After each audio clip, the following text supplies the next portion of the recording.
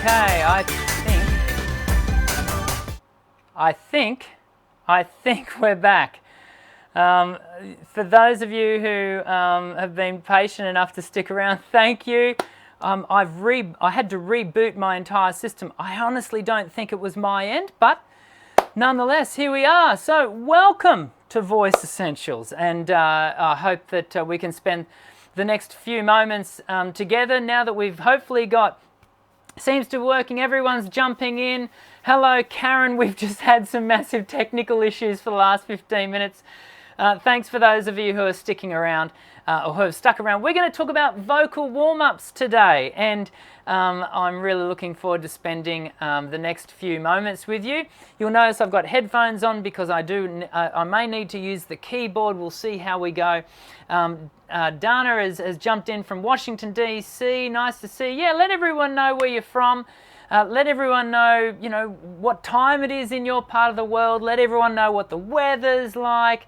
For those of you who have jumped in here for the very first time, welcome. We are an encouraging bunch of people here as an online community here at Voice Essentials, and we hope you enjoy your time with us. And so what we're doing today is what we do every Monday or Tuesday at some point during my daytime. I know many of you are still in your night time, and we hang out for generally around about 30 to 40 minutes. And we talk about a topic, and then we get to some live questions, and that is exactly what we are going to have the opportunity to do today. But before we get to the live questions, your questions, we're going to talk about warm-ups, and I'm going to take you through my own sort of warm-up process and talk you through some of the important, not only benefits, but necessities around preparing the voice for use. So I hope you'll be able to stick around and for the next few moments as we talk warm-ups. Sound check. Check 1, check 2.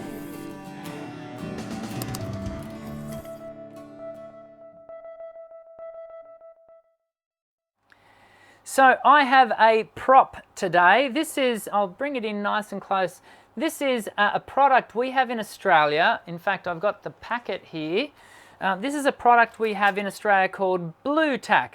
Now, it's actually color tack in the sense that you can get it in blue, but you also get it in, so you can get it in blue. It used to only come in blue, but it also comes in a whole range of other colors. It's an interesting little product. Let me know if you, for those of you from the States and elsewhere, let me know if you have a product similar to that. It's made by a company called Bostix. This is not an advertorial for Bluetack. We're going to use it as a bit of a prop today, and I've got two pieces here, a green piece and a pink piece. And normally when I'm doing seminars, I give everybody a piece of color tack, or we just call it Bluetack. And it's usually used to do things like put posters on the wall and whatever. It's like a tacky kind of stuff. Anyway, I use it as a great way to tactilely feel the difference that happens to the voice as it warms up at a muscular level. So when we approach using the voice at a muscular level, we start to sing, and our voices have not been prepared, our muscles have not been readied, what happens is when we start to use the voice, it actually snaps. Now, I don't know how clearly that came out, but it actually has a bit of a tearing sort of action to it, and it just is quite abrasive. And when we come to using our voice when it's cold, in a kind of way, every illustration has its limits, that's kind of what you're doing to your muscles. They actually have a propensity to tear when they haven't been prepared properly, when there's not enough blood flow through them. Now, with Bluetack, to actually get it ready to work so that it will stick to the wall and not just fall off, you actually have to play with it for a bit, yeah? And when you play with it, you actually, and I've been playing with this in preparation for our session today, you actually get to a point where it will become really stringy. The interesting thing about getting it to that point is it actually starts to get quite warm in the fingers. Interesting illustration for us and our vocal warm-ups, because That's what you need. You need to build warmth into your muscles to prepare them for use, just like you need to build warmth into Bluetack by just fiddling with it and stretching it out and getting it to that point where it's stringy. If you go back to the see how it's not, doesn't quite want to do that, yeah? Whereas the pink one that I've been playing with for about 15 minutes has that lovely stringy, even if I'm a little bit more, you know, it's brutal with it, it still has that stringiness to it, and you can't feel the heat of it, but it's also become quite tacky and what have you. That's in a sense what we're looking to do with our voice when we're preparing it. A warm-up is called a warm-up for a reason. That is, as we warm our voices up, we should start to feel a sense of physical warmth. There should be a topical warmth that comes because what we're doing is we're encouraging blood flow. We're encouraging the muscles to start to take on a little bit more blood flow, and that in turn brings warmth to this area. And what we're basically doing is we're going to be stretching the voice out over time. And so what I'm going to just do is bring us over to here. I'm just jumping back to have a look at my I'm just looking at the chat section, everyone. Let me just to make sure that we're still all a-okay. I think we're all still good. So I thought what might be interesting, and I've got a number of videos about vocal warm-ups, and you can I've put a link in the notes sections below, the description section below, to a playlist about vocal warm-ups. You can go and have a check of that in your own time. But I thought it might be interesting for you to observe me, and I'm not going to take the next 20 minutes to do my full warm-up, but I'm going to talk you through the stages that I go through in order to prepare my voice, because I often receive questions here on YouTube about, you know, what's the right order, how do I go about it, you know, what's the right exercises. And here's the key. There is no one right exercise to warm up on. I have a group of exercises that I use, that I find helpful, that I use in pretty much every time I warm up, but that doesn't mean that they're magical. The magic is actually firstly in the doing of it. Yeah, you've got to actually do the warm up, yeah? And I think that's the important bit. But there's also a process that we go along. So for example, when I started playing with the pink Bluetack, I didn't just start ripping at it straight away, I just started kneading it. And that's what we're going to do with the muscles. We're going to start moving the muscles, and so we're going to move just start to massage the voice. And so if my voice is feeling tired, you'll notice I've stepped away from the keyboard. We might use the keyboard in a moment, but for the moment, I've stepped away from the keyboard because here's the deal. The majority of time, you are not going to have access to a keyboard when you need to warm up. And I think that's often the very thing that causes people to not do it. They think, oh, I don't have access to a piano, you know, more often than not, where I do my warm-ups when I'm gigging, it'll be in a car park. Actually, that's where I often do them. I have done warm-ups in toilet cubicles. I've done warm-ups in green rooms. I've done warm-ups in the most magical of places that will go unmentioned. The point being is that I do them. It doesn't matter where they get done, as long as it's a private, relatively quiet space. I have found myself in moments where I'm being rushed, and I've done them as I'm setting up gear. The important thing is, do not do them in your car on the way to a gig or to a performance. And if you watch the videos in the playlist that I've provided below, you'll learn more about that. We won't go into that today. So let's start where I would start. Now, normally, I'm a bit of a clean fanatic, and so I will normally have a shower before I head off to my gig. And so I will normally, my first phase of the 3-phase warm-up is going to be in the shower. And I would normally just do a light hum, yeah? A single note on a light hum.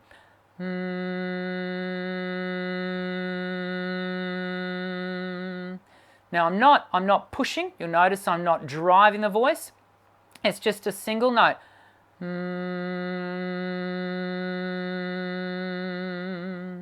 Then I might go down a little bit.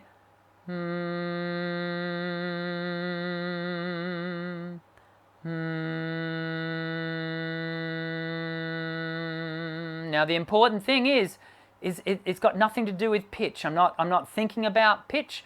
What I'm doing is I'm bringing the vocal folds together in a manner that gets them moving. I'm checking in on the voice because I do this all the time. I know how my voice should feel at any given moment. And so I might do a few more hums, and I'm doing this while I'm washing my hair and whatever. Single note, don't let the note crackle at the end. Yeah. You can be doing this with me at home if you like. Then what I might do is do some light pitch, just some pitch glides, just like over a third.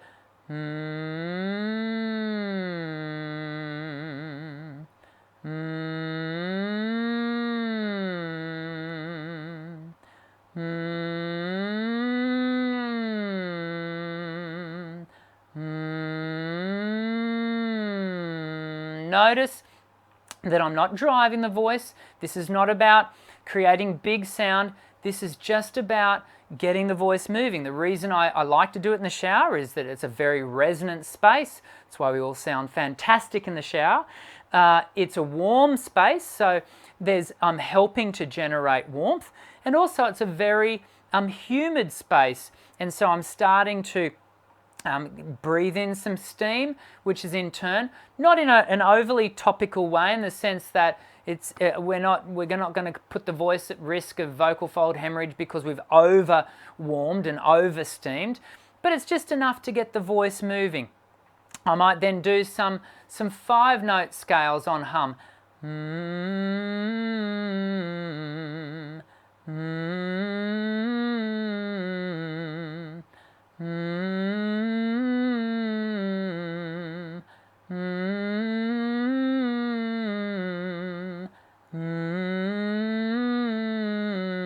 Now, notice that I am not, and you'll notice also my voice is actually a little bit tired today. I've already been teaching all morning, and I've been struggling a little bit with reflux again, so I'm trying to get back on top of that.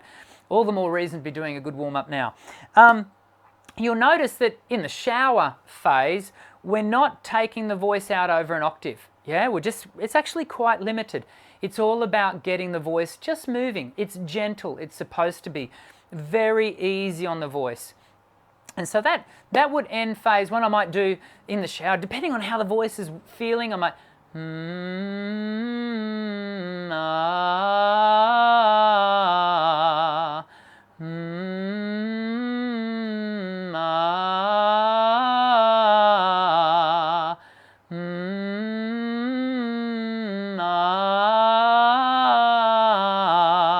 and again, I might go up a little bit and then come back a little bit.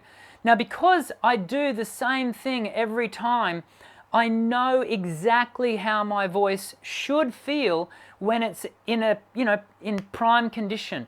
Right now, I know my voice is not in prime condition, and so I have to adjust my expectations around what is my voice going to be capable of in the coming, in this, we're talking about preparing the voice for gigging.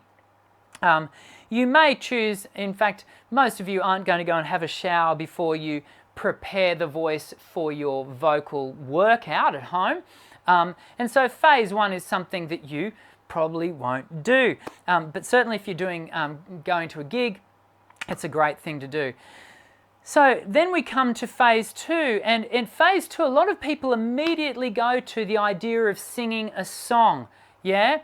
And thinking that singing a song is going to be the way to prepare a warm-up. And that's a bit like saying to an athlete, okay, let's just say they're a long-distance runner, and you go, okay, well now to warm up, we're going to have you run around the block. That's not the way to do it. The way to do it is we're still got to just start to gently stretch the muscles out, yeah? So I would generally get to my venue, wherever that might be, and it might be here in the studio if I'm going to be doing a vocal workout, a technical workout or some repertoire learning. And I'm going to spend the next 10 to 15 minutes really preparing the voice for the repertoire that I want to do in phase 3. And so I might go back to the hums again. I might change the vowel this time to me, me,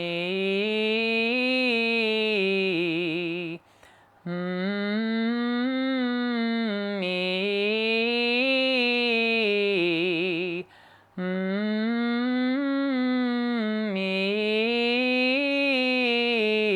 and come back down on ooh,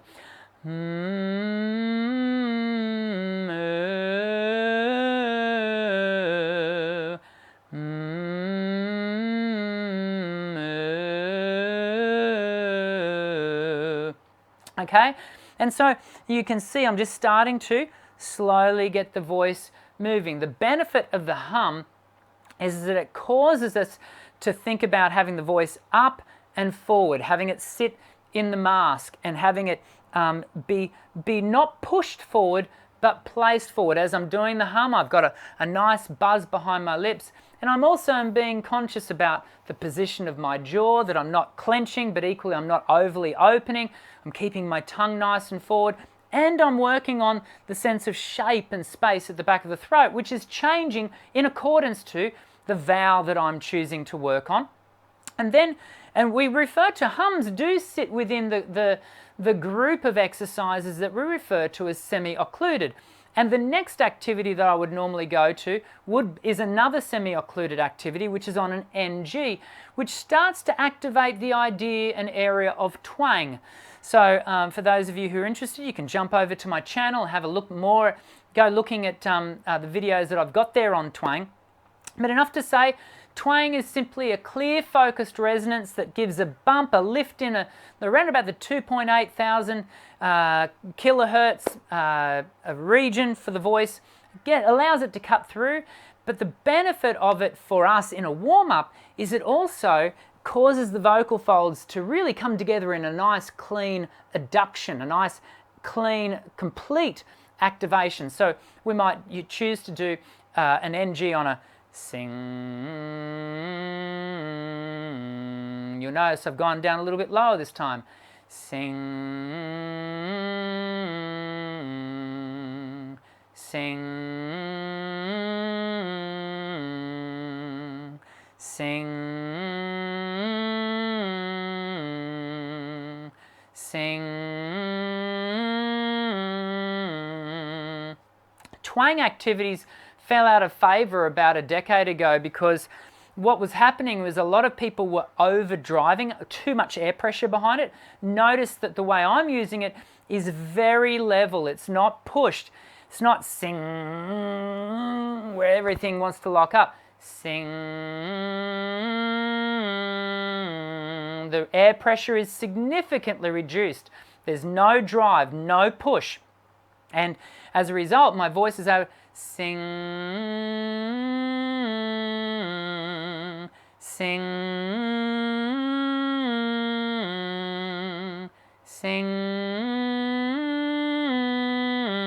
You can hear the influence of my reflux there on my onsets. There's a little bit of vocal fry there, which I'm dealing with and trying to workshop as I do today's post. So I'm doing these NGs. Now you might also like to add some little sirens to the NG. We're not a big siren, just over a fifth. Sing,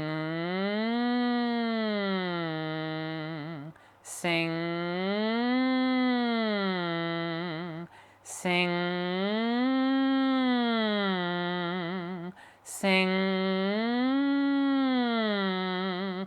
Notice again, I'm not getting carried away with pitch. Am I in tune? Am I out of tune? It's actually not the big issue at play here. We'll deal with that when we come to working on our songs, and if we were doing a technical workout, and pitch accuracy was something we were really workshopping, then we'd zone in on it there. What I'm doing right now is simply I'm focused on getting blood flow, stretching the muscles out, and workshopping the voice in that way. So then we might come to the next bit where I would maybe do some start working the voice over a full octave. And so again, I would start low, and I often will use actually one of the exercises from Dr. Dan's Voice Essentials, which is the CD. And yes, I actually do practice and warm up to my own CD, simply because I find that the exercises are fun and helpful. And so I think it's track 11, exercise 10, is E-I-E-I-E-I-E. E-I-E-I-E-I-E. E-I-E-I-E-I-E. E-I-E-I-E-I-E. E-I-E-I-E-I-E.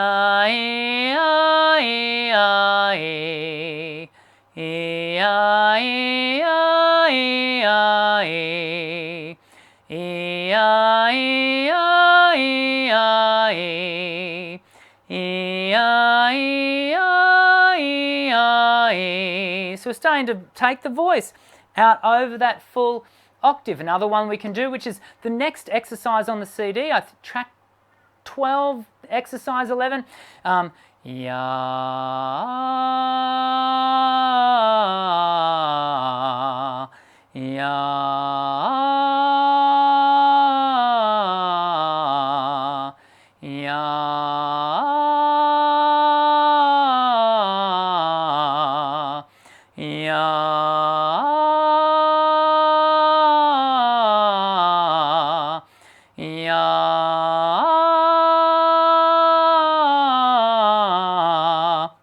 and so already, certainly towards the top, my bottom register's struggling today. I'm already starting to feel the voice going there that little bit easier, and I'm not keeping an eye on the time, but we're up to about the 10-minute mark, and my voice already, I actually can feel warmth coming into this area of my throat. Now, interestingly, because I'd been teaching all morning, I actually did have a break of about an hour and a half before we came live. So any warmth that I'd built up in those lessons had virtually dissipated. And so once again, now that I've come back, I'm starting to warm the voice up again. I am starting to feel that topical warmth start to come back into my throat and area, and I can feel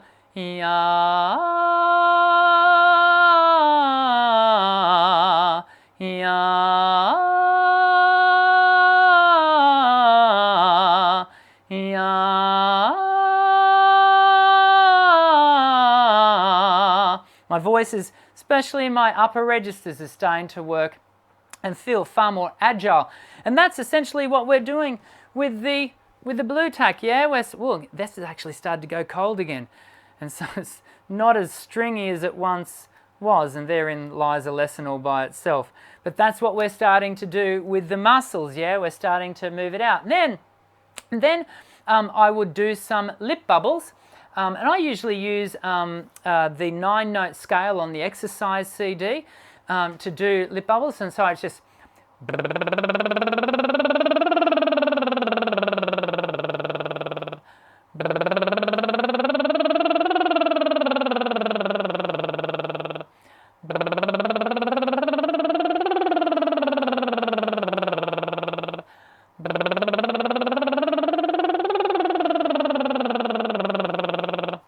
Once again, lip bubbles are a semi-occluded activity, and what they do is they set the mechanism up, the vocal tract shape, in such a way they get a good air balance going to the point where when you're doing them correctly, when you the prime sound in the activity is the tone, not the lip or the air.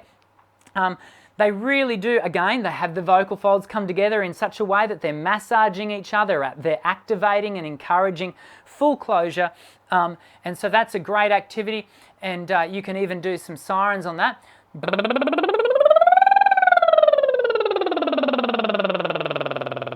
So now, notice that I've left sirens. Now, a lot of you may have come across videos here on YouTube or may have been told in the past that all you need to do for a warm-up is a siren to quickly activate the voice. Personally, I don't subscribe to that idea. I think anything that shortcuts the warm-up process does place the voice at risk. Yeah, you can't circumnavigate this stuff. You got to kind of do the hard yards. The muscles don't just activate immediately. You do need to get them moving. And so notice I'm leaving. Sirens are great as long as you do them once the voice has been stretched out. What do sirens do? Sirens stretch the voice. They stretch it right out when you're doing it over the full voice.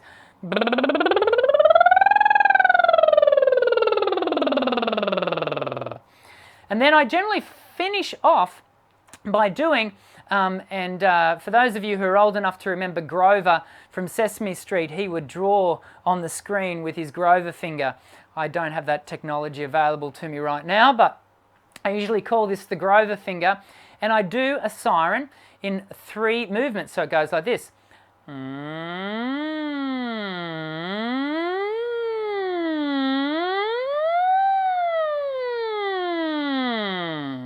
So you can hear my voice moving through the transitions. Fortunately, for the sake of our example, can you hear that there's no breaks, there's no jolts, because my voice is now fully agile. It's got good blood flow. So my transitions have a wonderful smoothness to them, surprisingly, given how my voice actually feels. So we'll try it again. Maybe we'll trip me up this time. Sing.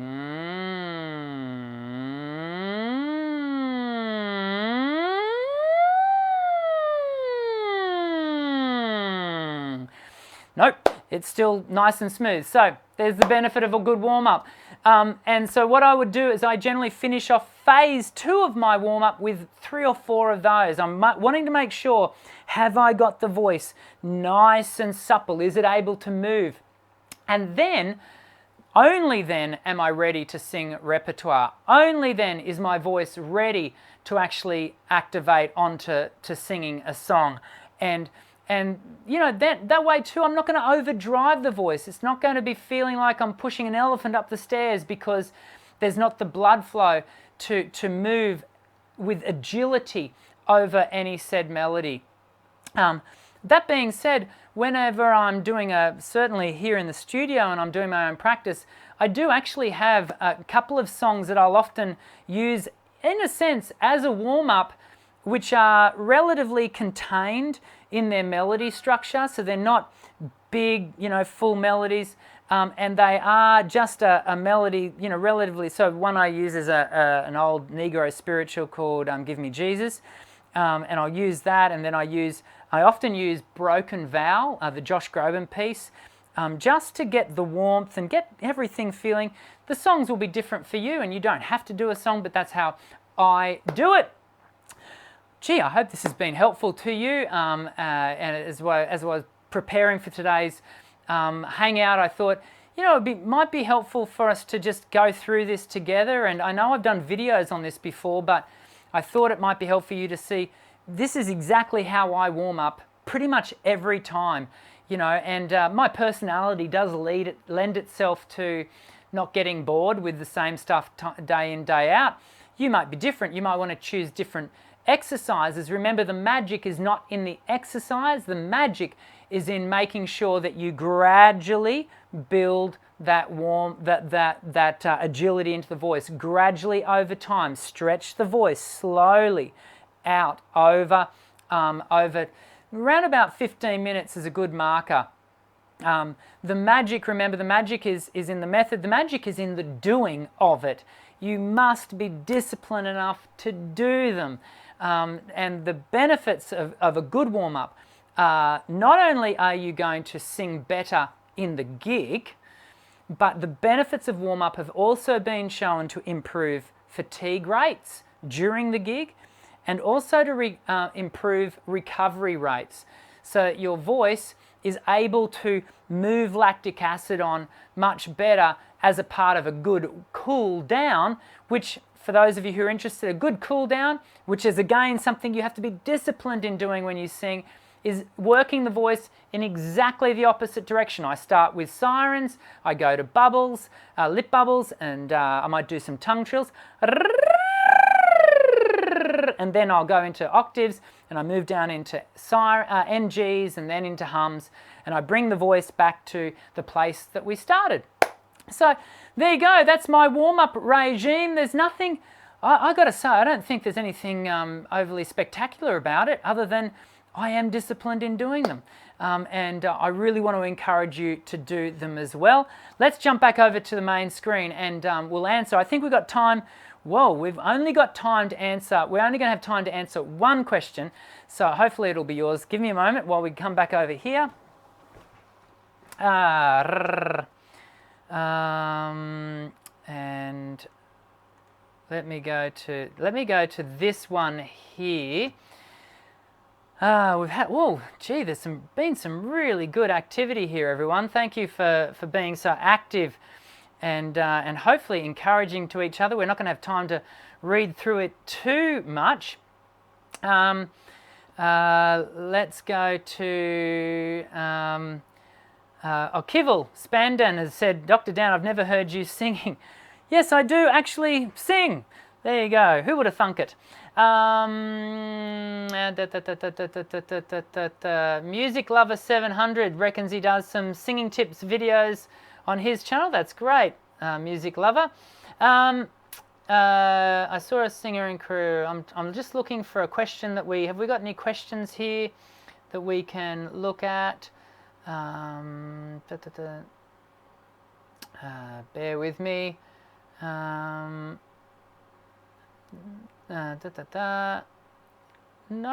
I'm not finding any questions, but that's because I'm scanning and I'm a male. I don't scan well. My wife scans much better than me. You know, when you go to the fridge and you open it up, I can't see forest for the trees. My wife can always go, it's right in front of you, Daniel. Sarah, we'll give the question to Sarah. She's a regular here, and she really stuck it out at the beginning of this session when the technical issues were going on, and so we'll give today's question to Sarah. Dr. Dan, I've heard in another video from another YouTuber that vocal fry, just like the siren, etc., should also be included in vocal warm-up. What do you say about that? In fact, this came up at a seminar where I was talking with my good friend Patricia Baldock, who's a speech therapist, and we were talking about vocal fry. Certainly from a speech therapy point of view, they try to really steer people away from it. You can use vocal fry if you're using it at the bottom of the register, and if you're just using it lightly and you're using it to get the voice to pulse in such a way as that the vocal folds are just coming together to start, you can use it as a brief part of your warm-up. Typically, vocal fry should only be used as an effect in your voice, and so I think I've seen the same video, Sarah, and you do have to be careful with it. I'm not going to say you shouldn't use it, but you use it sparingly, and that's the key. Vocal fry as a warm-up, and in fact, I think, if I'm remembering correctly, I think Seth Riggs in his book Singing for the Stars refers to it as the squeaky door or creaky door activity. I can't remember exactly what he calls it. It's been a while since I read that text. And he refers to it as that. So there is some benefit in it, but I do caution you to be careful with it. Use it a little bit. And do you know where I would use it? I would use it in phase 1 as a part of my my shower routine if I was to use it. I personally generally don't use it unless I feel the voice is really tight, and then I'll sort of, basically what I'm trying to do is I'm trying to get it to really loosen up, and so hopefully that is helpful. We don't have any more time. I'll tell you the reason I don't have any more time is because I've got a client walking in the door in about 5 minutes, and so I need to prepare the studio for him. But once again, I've enjoyed hanging out. Hey, if you've enjoyed today's video, hit the thumbs up. I know we had technical issues at the beginning. I have no idea why that happened. Hopefully it won't happen again. Well, who are we kidding? Technology being what it is, it will almost certainly happen again. But we work through it. We're proactive here at Voice Essentials, and we respond to challenges as they are placed in front of us. And hopefully some of the things that we talk about are helping you proactively respond to your vocal challenges. You know, don't forget to hang out with us here. Hey, if this is the first time you've ever been to a Voice Essentials YouTube, let me go back over here, because I can, in my corner of my eye, I can see all of you guys continuing to chat, which is fantastic. If this is the first time you've ever been to Voice Essentials, we would love for you to come and join our ever-growing community of singers from across the globe who, just like you, want to raise their voice in song. Here at Voice Essentials, everyone sings. We are an encouraging community, you know, and we love having new people join in. I do these live hangouts every Monday or Tuesday at some point, generally at a time when I've had a cancellation. Because I am actually a real singing teacher who teaches real students between 50 to 60 at any given fortnight, and so I've got to sort of fit these in the week. But I do love spending time with you, and of course I have a pre-recorded video, which is, you know, where I do a lot of research and in-depth presentation for you that goes live every Thursday. And this week on Thursday we're talking about just learning to sing with less tension, less vocal stress. I'm sure you'll be able to check it out when it goes live at 5 a.m. Australian Eastern Standard Time. But until I see you in the next Voice Essentials video, I'm Dr. Dan. Sing well.